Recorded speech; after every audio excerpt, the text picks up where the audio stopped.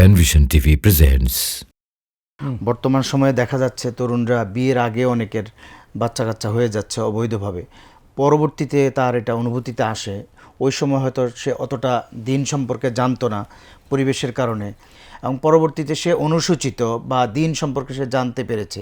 তো এখন তার প্রশ্ন হলো, সে তাওবা করলে তার অবস্থাটা কি হবে এবং তার বাচ্চাটা কি হুকুম বা কি কোন আওতায় পড়বে? জি, আপনি তওবা করবেন, সন্দেহ নেই।